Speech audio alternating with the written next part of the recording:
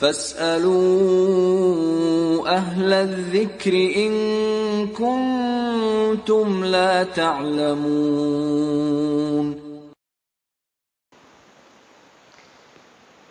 Bismillahirrahmanirrahim. Alhamdulillahirrahmanirrahim. Salatu wassalamu ala nabiyyina Muhammadin wa ala alihi wa ashabihi wa man tabi'ahum bi ihsanin ila yaumil amma ba'd.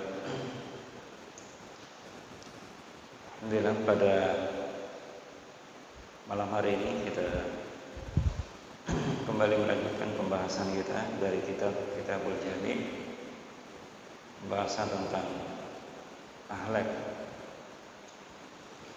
Pada malam ini kita sampai kepada hadis yang ke-6, yaitu istihbabu la'atil asabi ba'da ta'am, disunahkannya menjilat jari-jari setelah makan.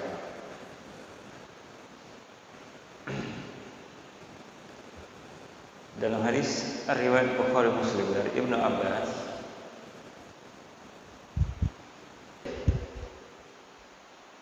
kemudian sisi yang kedua, pembahasan yang kedua tentang penjelasan dari lafaz hadis.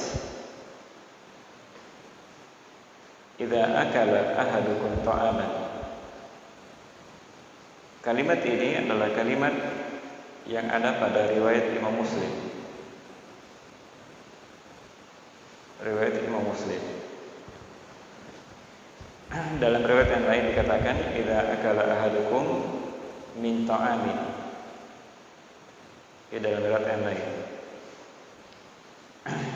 Yang dimaksud dengannya bahwa jika kalian telah selesai makan, yang diinginkan dengannya adalah makanan yang basah yang melekat di jari-jari. Jadi makanan yang basah yang melekat di jari-jari, berbeda dengan makanan yang kering, yang tidak basah padanya, maka itu tidak termasuk dari larangan ini. Tidak termasuk dari larangan yang terdapat di dalam hadis ini. Larangannya artinya jangan kalian mengusap tangan kalian sampai dia menjilatnya. Itu yang dimaksud dengannya adalah makanan yang basah. Adapun yang kering, maka itu tidak termasuk dari larangan dari yang terdapat di dalam hadis ini. Kalimat yang kedua, fala yamsah yadahu. Yamsah artinya pala di situ la an-nahi, larangan, artinya jangan.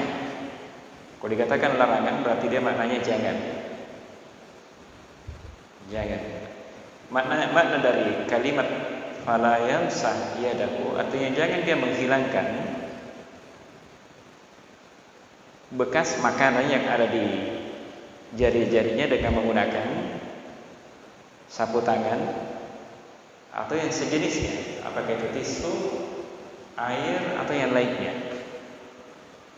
Itu yang dimaksud dengan fala yamsah, jangan dia mengusap bekas makanan yang ada di tangannya setelah dia selesai makan dengan menggunakan sapu tangan atau dengan menggunakan serbet atau dengan menggunakan tisu atau yang lainnya. Kemudian kalimat berikutnya, yang kata berikutnya di dalam hadis ini, hatta yal'aqaha, sampai dia menjilatnya.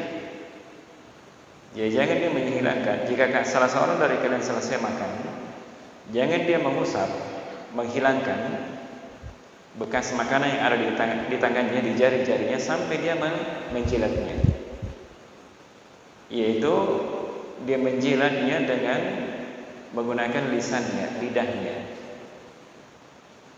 menggunakan lidahnya. berikutnya, au yul'iqaha. Yul'iqaha. Kalau al-aqa berarti dia menjilat. Kalau dikatakan menjilat berarti dari sisi bahasa dia adalah fi'il muta'addi, artinya butuh objek. Kalau dikatakan al-aqaha berarti dia menjilatnya, berarti kan dia butuh objek. Berarti dia fi'il muta'addi namanya, butuh objek satu. Al-aqaha atau la'iqa, saya ulangi, la'iqa. La'iqa adalah menjilat, adalah fi'il muta'addi yang butuh satu objek. Ketika dia dijadikan al-aqa, karena di dalam bahasa, kalau fi'il yang sudah muta'addi butuh satu objek, kemudian dijadikan ke dalam wazan af'ala, wazan af'ala itu biasanya dijadikan fi'il yang lazim, yang asalnya tidak butuh objek, kemudian ketika dijadikan wazan af'ala menjadi butuh objek satu. Tapi kalau dia asalnya fi'il muta'addi butuh satu, memang sudah muta'addi butuh satu objek. Tapi kalau dijadikan lagi wazan af'ala berarti dia butuh objek dua. Butuh objek dua di situ. Makanya di sini yul'iqaha artinya dia menjilat jari-jari. Dia menjilat jari-jari selain dia. Mungkin istrinya atau yang lainnya atau anaknya. Dia menjilat tangan anaknya atau istrinya atau yang lainnya yang merupakan mahramnya atau saudaranya. Ini yang dimaksud dengan di sini. Dimaksud dengan yul'iqaha. Artinya dia butuh dua objek. Berarti dia menjilat tangan sebagai objek maf'ul bih yang pertama. Kemudian yang kedua adalah orang lain selain daripada dia. Selain daripada dia. Kalau hanya yal'aqaha berarti hanya satu objek saja. Artinya dia menjilat jari-jarinya dia. Jari-jarinya dia. Baik. Itu pembahasan dari sisi lafaz hadis itu. Baik. Sisi yang ketiga, pembahasan faedah dari yang ambil dari hadis ini. Hadis ini menunjukkan tentang adab, dari adab-adab makan. Salah satu dari adab makan, yaitu disunnahkannya, istihbab artinya disunnahkan menjilat jari-jari apa yang melekat berupa makanan pada jari-jari sebelum dia mengusapnya dengan tisu ataukah dengan menggunakan serbet atau dengan menggunakan sapu tangan atau yang semacamnya, atau sebelum dia mencuci tangannya dengan menggunakan air. Ini menunjukkan disunahkannya.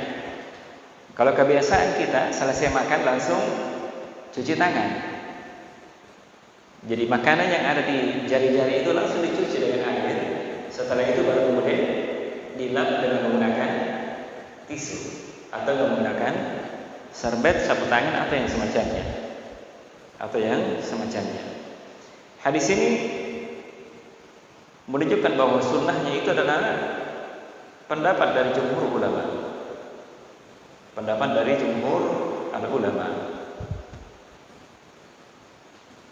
Bahkan sebahagian seperti Ibn Hazm, dia mengatakan bahwa itu adalah kewajiban. Tapi jumhur mengatakan itu adalah sunnah, bukan kewajiban, tapi sunnah. Ibn Hazm berpendapat bahwa itu adalah kewajiban, adalah wajib. Kemudian dia mengatakan wa ma saqata minat ta'ami fa furida akluhu. Apa yang jatuh dari makanan maka wajib baginya untuk memakannya. Jadi kalau ada makanan nasi misalnya satu biji jatuh di bawah berarti harusnya makan. Harus diambil baru dia makan. Ini menurut pendapat Ibn Hazm.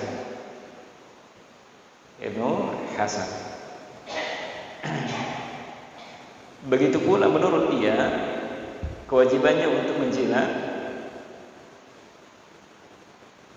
piring.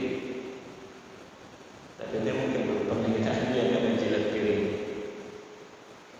Ya Itu Ibn Hazm berpendapat seperti itu. Itu juga diikuti oleh Imam As-San'ani rahimahullahu ta'ala.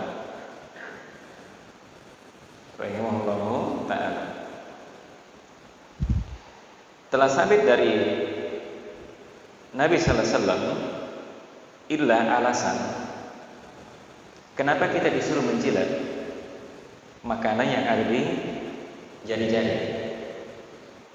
Jadi jari-jari ini disebutkan di dalam hadis riwayat Imam Muslim dari Jabir Ibn Abdullah An-Nabi sallallahu alaihi wasallam amara bila'akil asabi was-sahbah. Nabi sallallahu alaihi wasallam memerintahkan untuk menjilat jari-jari dan sahbah, piring dan piring. Wa qala, kemudian Nabi sallallahu alaihi wasallam berkata, innakum la tadaruna fi ayyihi al-barakah. Karena kalian tidak tahu di mana berkah itu berada dari makanan itu. Karena kalian tidak mengetahuinya, keberkahan itu di mana dia berada. Dia berada. Maka oleh karena itulah ketika makan, maka hendaknya jangan disisakan pada piringnya atau yang ada di jari-jarinya, karena mungkin saja di situ ada keberkahan padanya. Kita tidak mengetahuinya. Kita tidak mengetahuinya. Kemudian yang kedua juga di antara faedahnya adalah akan menguatkan seseorang di dalam melakukan ketaatan kepada Allah Subhanahu wa taala. Termasuk di antara keberkahannya adalah akan menjadikan dia semakin kuat di dalam melakukan ketaatan kepada Allah Subhanahu wa taala. Kemudian juga di dalam faedah yang lain yang bisa kita dapatkan adalah dengan menjilat makanan yang ada di jari-jari, itu adalah pendidikan kepada seorang hamba untuk senantiasa tawadu. Ketika dia menjilat makanan yang ada di jari-jarinya, itu adalah bentuk sikap tawadu dia. Sebahagian mungkin orang merasa dirinya kalau ada makanan di jari-jarinya, ya mungkin dia merasa dirinya malu atau mungkin gengsi, masa saya harus menjilat jari-jari saya. Ini bentuk kesombongan namanya. Karena itu perintah Nabi sallallahu alaihi wasallam. Nabi sallallahu alaihi wasallam memerintahkan, ya kalau ada orang tidak taat kepada perintah Nabi sallallahu alaihi wasallam, itu juga merupakan salah satu bentuk kesombongan. Berarti menolak perintah Nabi kita Muhammad sallallahu alaihi wasallam. Ini bentuk kesombongan. Maka ketika dia menjilat jari-jari yang ada di tangannya, maka itu bentuk ketawaduan dia, tawaduknya dia kepada perintah Nabi kita Muhammad sallallahu alaihi wasallam, tawaduk terhadap syariat Islam. Kemudian juga yang berikutnya di antara faedah bisa didapatkan manfaatnya adalah senantiasa menjaga dari menelantarkan sesuatu yang merupakan itu keutamaan Allah Subhanahu wa taala, nikmat Allah Subhanahu wa taala yang diberikan kepadanya seperti makanan, minuman. Artinya bentuk penjagaan dia dari menelantarkan nikmat Allah Subhanahu wa taala kepada dirinya. Jadi bisa dibayangkan kalau ada orang makan disisakan makanan yang ada di piringnya, itu namanya menelantarkan nikmat Allah Subhanahu wa taala yang diberikan kepadanya. Betapa banyak orang yang masih membutuhkan makanan. Maka oleh karena itulah harusnya kalau mengambil makanan, ya sesuaikan dengan kadar yang sanggup dia bisa makan. Yang sanggup dia bisa makan. Ini diantara faedah yang bisa didapatkan dari kenapa Nabi sallallahu alaihi wasallam memerintahkan menjilat jari-jari ketika selesai makan. Sebelum dicuci dengan air, sebelum dilap dengan tisu, sebelum dilap dengan menggunakan serbet, sapu tangan dan sebagainya. Ini sunnahnya seperti itu. Sunnahnya seperti itu. Baik. Kemudian sisi berikutnya, sisi yang keempat dari hadis ini yang bisa kita ambil faedah darinya adalah bantahan terhadap orang yang merasa tidak senang, tidak suka, atau mungkin merasa jijik ketika dia harus menjilat jari-jarinya. Menjilat jari-jarinya atau piring, dia menganggap bahwa itu adalah perbuatan kotor. Karena masa harus dijilat jari-jarinya? Ya, dijilat jari-jarinya. Hadis ini menunjukkan bahwa itu bantahan terhadap mereka yang menganggap bahwa itu perbuatan yang tidak sehat, atau perbuatan yang menjijikkan atau kotor dan sebagainya. Nabi SAW tidak mungkin dia memerintahkan sesuatu kalau itu membahayakan umatnya. Kalau itu perkara tidak bagus, tidak mungkin Nabi SAW perintah. Tidak mungkin Nabi SAW memerintahkannya. Kemudian juga perkara yang tentunya kotor, dianggap sebagai kotor. Yang dianggap kotor adalah ketika dia menjilat, misalnya di tengah-tengah sementara dia makan, dia jilat jari-jarinya, kemudian diambil lagi makanan dengan menggunakan tangannya, itulah baru kemudian dianggap kotor. Ya mungkin ada orang yang tidak mau makan lagi. Kenapa? Karena dia sudah pegang dengan tangannya, baru kemudian dia jilat tangannya, diambil lagi dengan tangannya. Tapi ini perintah Nabi Sallallahu Alaihi Wasallam adalah ketika selesai dia makan, bukan di tengah-tengah ketika dia makan, tapi ketika dia selesai makan.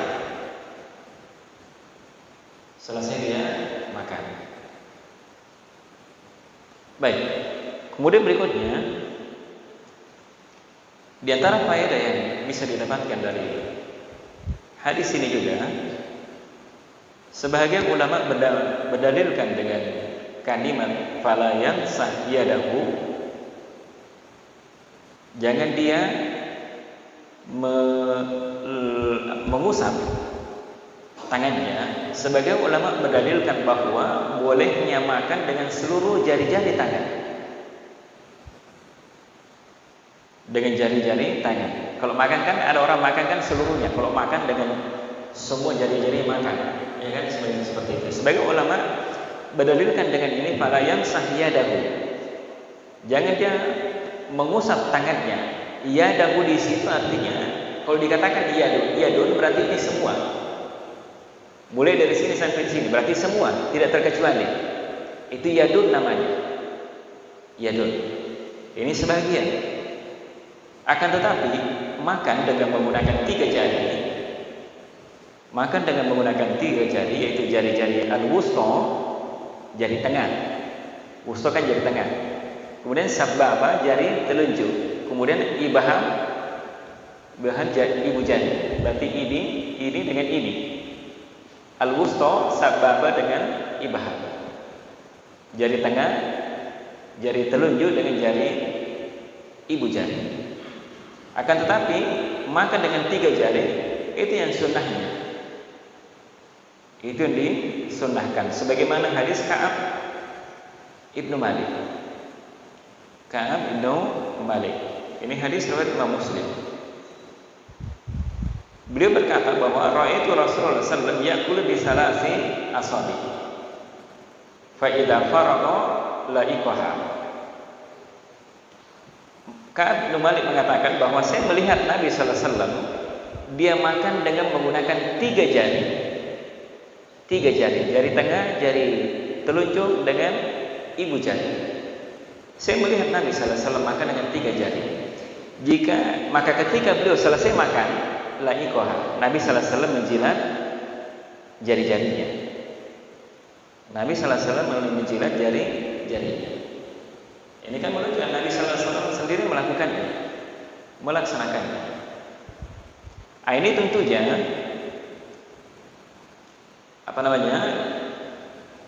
makan dengan 3 jari-jari ini dengan sifat seperti ini adalah ada nisyabihi,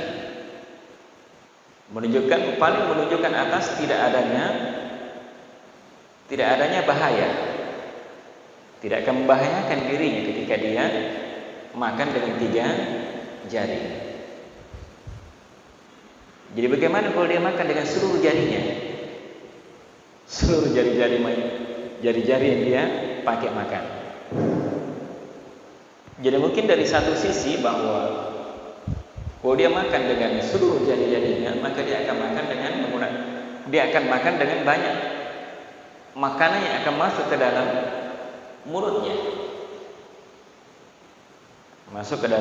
mulutnya, dan itu bisa saja memberikan pengaruh terhadap pencernaan, apalagi lambung. Kemudian juga makan dengan sifat seperti itu yang ditunjukkan oleh Nabi sallallahu alaihi wasallam adalah aqrabu ila tawadu, lebih dekat kepada sifat tawadunya dia. Artinya dia itu tunduk kepada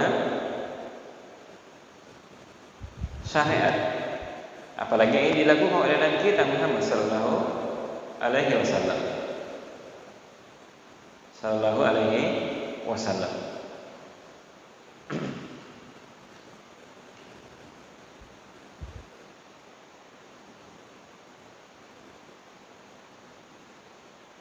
Akan tetapi sunnah Nabi kita Muhammad sallallahu alaihi wasallam disebutkan oleh Syekh Abdullah Al-Fauzan bahwa Nabi sallallahu alaihi wasallam makan dengan 3 jarinya, dan ini yang disunnahkan. Bukan berarti bahwa tidak boleh makan dengan seluruh jari, boleh saja, tapi lebih bagusnya adalah ketika dia makan dengan 3 jari. Syekh Abdullah Al-Fauzan mengatakan ini ketika makanan yang dia makan adalah makanan yang kering. Ketika makanan yang dia makan adalah kering.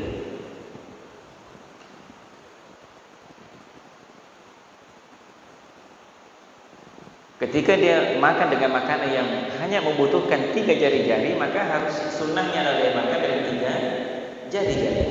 Tapi kalau dia makan dengan makanan yang tidak membutuhkan, tidak cukup dengan 3 jari-jari, maka boleh saja dia makan dengan seluruh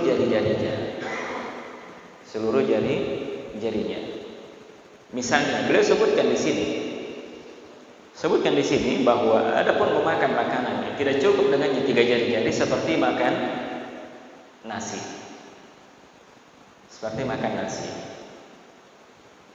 Maka kalau dia makan dengan lebih daripada 3 jari, maka tidak ada masalah. Atau mungkin dia makan dengan makanan yang basah. Kalau dia makan dengan 3 jari, makanan basah mungkin akan jatuh makanan. Tapi kalau dia makan dengan jari lebih daripada 3 jari, maka mungkin makanan itu tidak mudah jatuh makanan itu. Ini di antara ilahnya. Jadi tidak semua dilihat dari kondisi. Jadi apalagi kalau makanannya kering dan bisa dia makan dengan 3 jari, maka lebih baik atau lebih afdalnya dia makan dengan 3 jari. Tapi kalau tidak, maka bisa dia makan dengan lebih daripada 3 jari.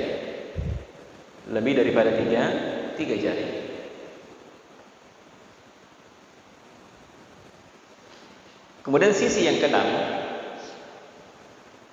dari faedah yang bisa kita ambil dari hadis ini, bahwa sebagian orang menganggap ada masalah ketika dia harus menjilat jari-jari orang lain.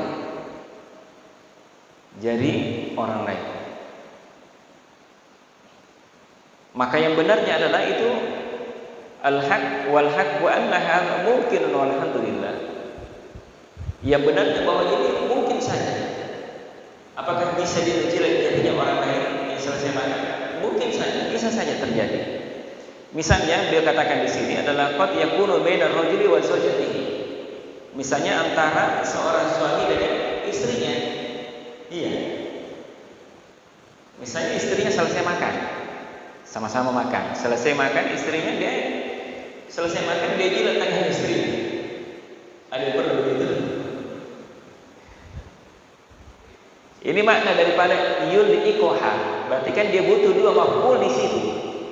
Dia menjilat jari-jari, kemudian jari-jari selain daripada dia, menjilat makanan dan menjilat jari-jari selain daripada dirinya.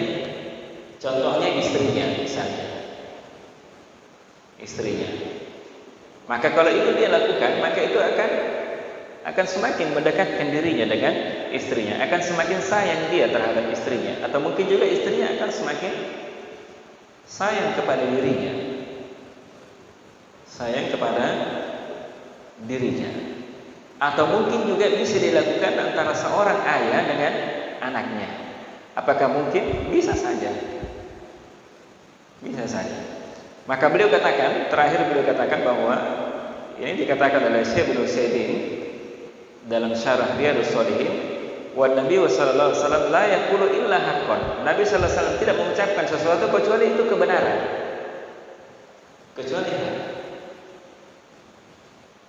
Jadi tidak benar kalau misalnya ada mengatakan oh itu menjijikkan, kotor dan semuanya, tidak.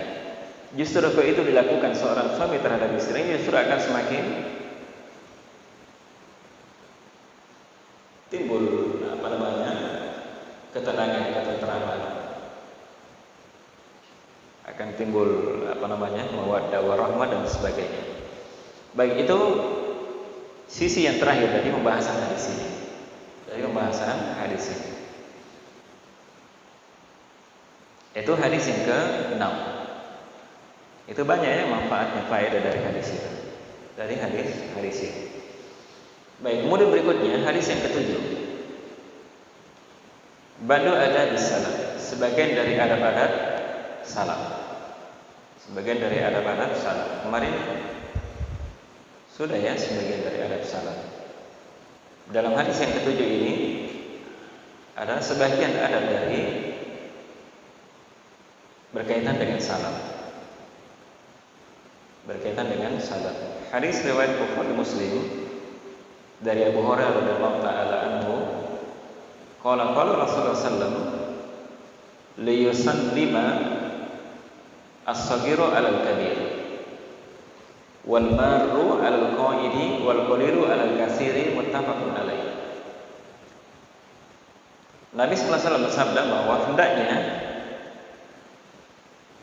yang kecil itu memberikan salam kepada yang besar. Dan hendaknya orang yang berjalan memberikan salam kepada orang yang duduk. Dan hendaknya orang yang jumlahnya sedikit memberikan salam kepada orang yang jumlahnya banyak. Jumlahnya banyak. Lafaz ini adalah hadis riwayat Bukhari dan Muslim. Ada juga riwayat lain dari riwayat Imam Muslim. Ada tambahan lafaznya ar-rakibu al-mashi. Hendaknya orang yang berada di atas kendaraan memberikan salam kepada orang yang berjalan. Orang yang berjalan. Baik. Jadi hadis ini adalah hadis Bukhari Muslim. Ini hadis yang sahih. Kemudian itu sisi yang pertama. Sisi yang kedua dari penjelasan lafaz hadis. Penjelasan dari lafaz hadis yaitu liyusallim. Liyusallima. Jadi lam di situ adalah lamul amr. Lam al-amr adalah al-amr. Saya ulangi, liyusallim. Saya ulangi, bukan yusallima tapi liyusallim. Lamul amr. Jadi lamul amr kalau dia jatuh setelahnya fi'il mudhari', maka fi'il mudhari' itu menjadi majzum. Maka tanda jazmnya adalah sukun. Liyusallim adalah liyusallim. Tetapi kalau dibaca seperti hadis tadi, liyusallimi, asalnya kan liyusallim. Tapi ketika disambung bertemu dua sukun, yusallim, mimnya sukun, kemudian alifnya juga sukun. Jadi kalau bertemu dua sukun, maka kalau ingin disambung bacanya, maka huruf yang pertama diharokati dengan kasrah, menjadi liyusallimis saghiru alal kabiri. Adanya orang yang kecil itu memberikan salam kepada orang yang besar. Orang yang besar. Dalam riwayat yang lain juga disebutkan tidak ada lamnya, hanya saja yusallim tanpa ada lam, tanpa adanya lam. Tapi itu juga bermakna amar, perintah, bermakna perintah. Ini sama dengan makna liyusallim, liyusallim. Kemudian lafaz yang kedua, wal maru, jadi orang yang berjalan. Lafaz ini adalah lafaz Bukhari. Tapi lafaz Bukhari Muslim adalah al-mashi, orang yang berjalan. Al-mashi adalah orang yang berjalan. Baik, itu sisi yang kedua. Sisi yang ketiga dari hadis ini, hadis ini menunjukkan kepada kita bahwa hendaknya yang kecil itu diperintahkan untuk memberikan salam kepada yang besar. Kenapa? Alasannya adalah diajari hakil kabir. Kenapa? Karena itu haknya orang besar. Haknya orang besar untuk dihargai, dihormati.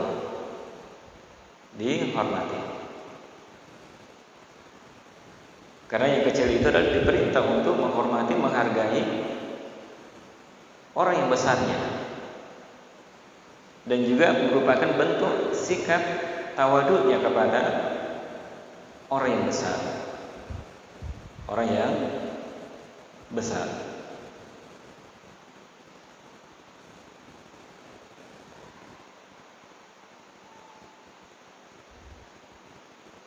Bahkan sebagian dari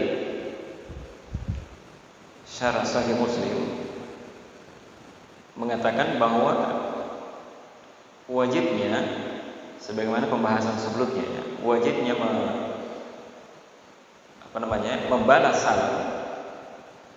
membalas salam orang yang menyampaikan salam kepadanya.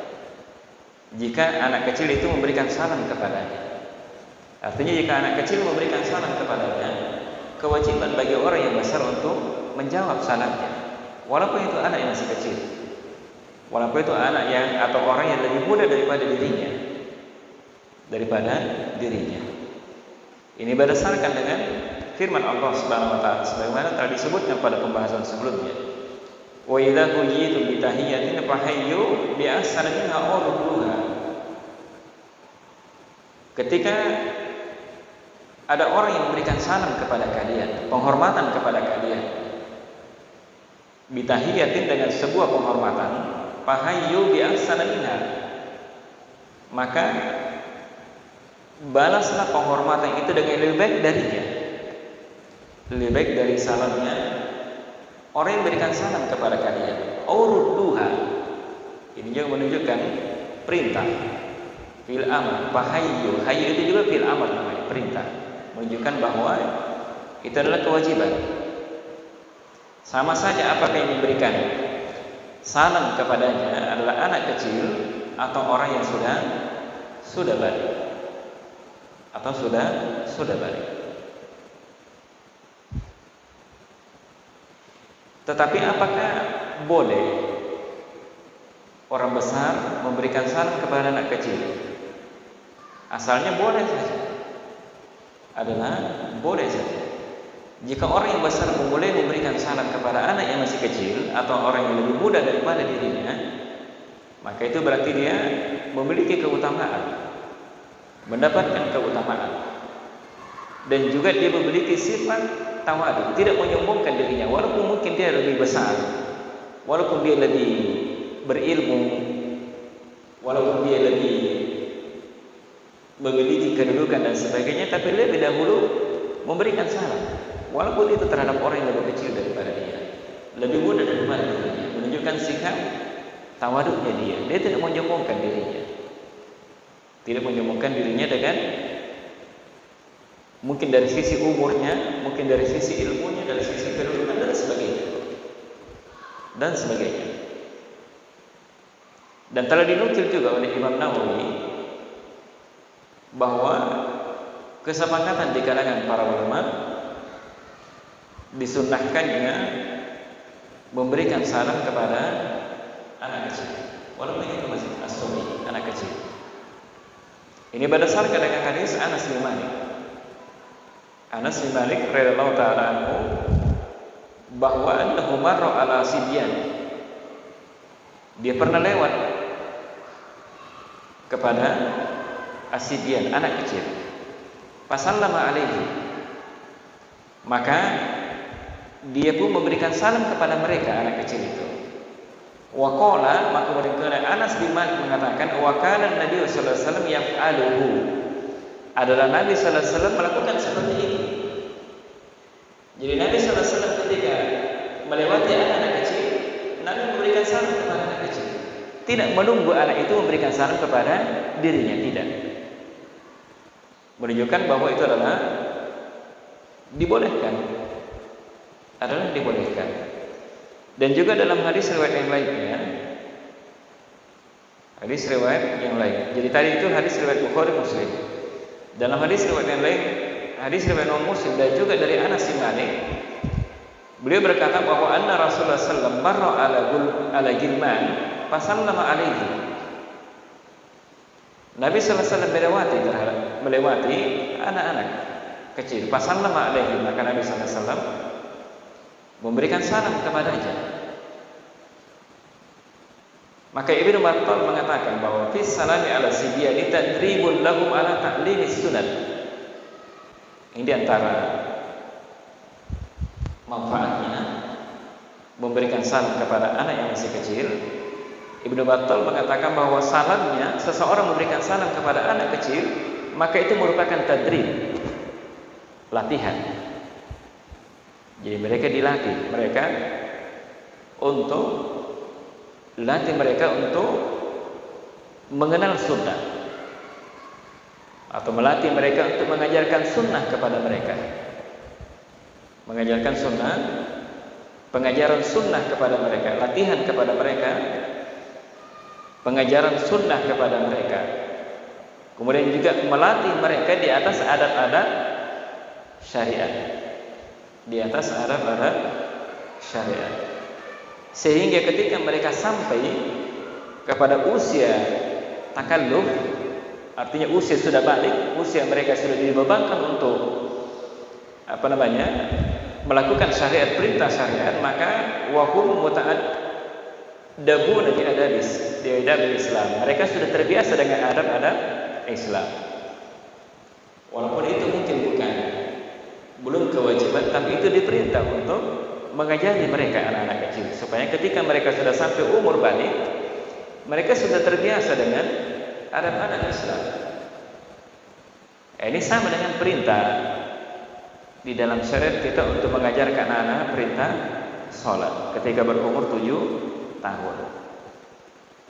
Umur 7 tahun. Itu juga di antara faedahnya ada juga membiasakan anak-anak, sehingga ketika dia sudah umur balik, anak-anak kan sudah terbiasa dengan adab itu, tidak merasa berat lagi untuk melakukan perintah sholat.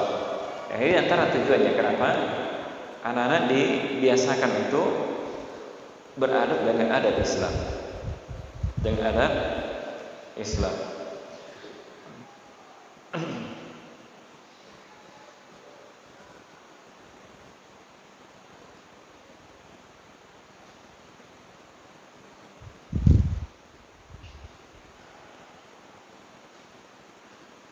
Baik, kemudian sisi berikutnya yang bisa kita ambil dari hadis ini adalah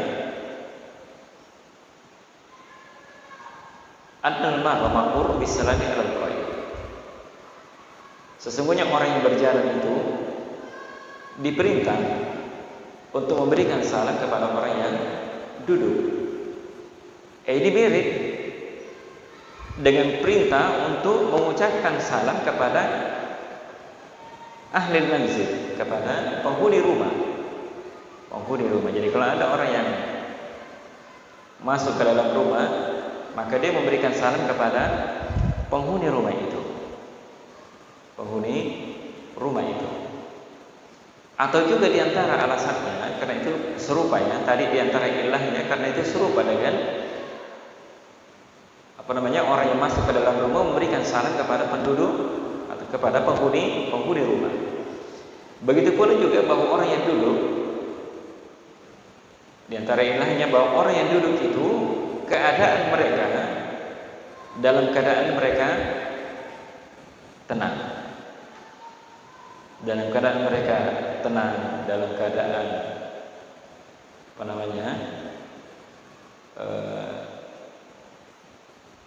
dalam keadaan mereka tenang. Maka oleh karena itulah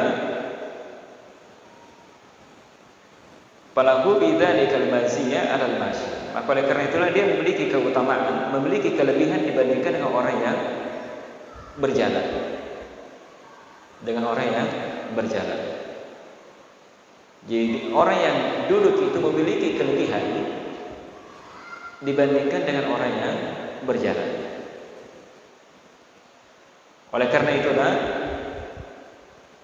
di antara ilahnya Nabi sallallahu alaihi wasallam memerintahkan orang yang berjalan itu memberikan salam kepada orang yang duduk. Kepada orang yang duduk.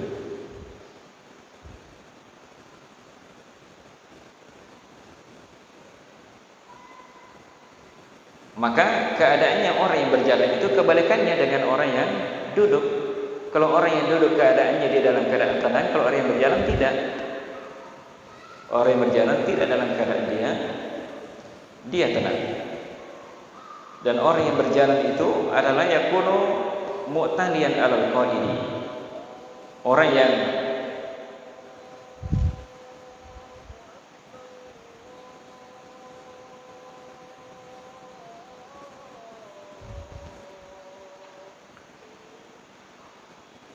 sedangkan orang yang dalam keadaan dia berjalan, dia keadaannya mu'taliyan, artinya dia lebih tinggi dibandingkan dengan orang yang duduk. Dibandingkan dengan orang yang duduk. Maka oleh karena itulah dia diperintah untuk memberikan salam kepada orang yang duduk itu, kepada orang yang duduk, supaya dia tidak merasa dirinya membanggakan dirinya atau sombong dengan keadaannya ketika dia dalam keadaan berjalan berdiri. Kedudukannya, keadaan dia lebih tinggi dibandingkan dengan orang yang duduk itu, dan orang yang duduk. Baik, kemudian berikutnya sisi yang kelima dari hadis itu. Dari hadis ini menunjukkan juga kepada kita bahwa kelompok manusia yang jumlahnya sedikit itu diperintah untuk memulai memberikan salam kepada kelompok manusia yang jumlahnya lebih banyak. Lebih banyak. Kenapa? Di antara ilahnya adalah wadzalika li fadilatil jamaah. Kenapa? Karena orang yang lebih banyak itu memiliki keutamaan yang lebih dibandingkan dengan yang sedikit. Maka oleh karena itulah mereka itu memiliki hak terhadap yang lebih sedikit. Makanya orang yang sedikit Nabi sallallahu alaihi wasallam perintahkan untuk memberikan salam kepada yang jumlahnya lebih banyak. Jumlahnya lebih banyak. Bagi sisi yang keenam dari hadis ini, atau ini yang terakhir, bahwa hadis ini menunjukkan juga perintah orang yang di atas kendaraan diperintahkan untuk memulai memberikan salam kepada orang yang berjalan. Kenapa? Karena orang yang di atas kendaraan itu muta'alliyan. Muta'alliyan artinya dia kondisinya dia lebih tinggi dibandingkan orang yang berjalan tentunya. Orang yang berjalan. Kemudian juga agar supaya dia tidak yatakabbar, dia Allah yatakabbar birukubi, agar supaya dia juga tidak merasa dirinya menyombongkan dirinya dengan dia berada di atas kendaraan. Makanya dia diperintah untuk memberikan salam agar supaya dia tawadu, memiliki sifat tawadu. Memiliki sifat tawadu. Ini di antara faedah yang bisa didapatkan dari hadis ini. Dari hadis ini. Baik. Ini selesai ya pembahasan dari dua hadis. Yaitu hadis yang ke-6 dan hadis yang ke-7. Baik. Baik, saya kira cukup ya untuk malam ini. Mudah-mudahan ada manfaatnya. Subhanakallahumma wa bihamdika asyhadu an la ilaha illa anta astaghfiruka wa atubu ilaik. Assalamualaikum warahmatullahi wabarakatuh.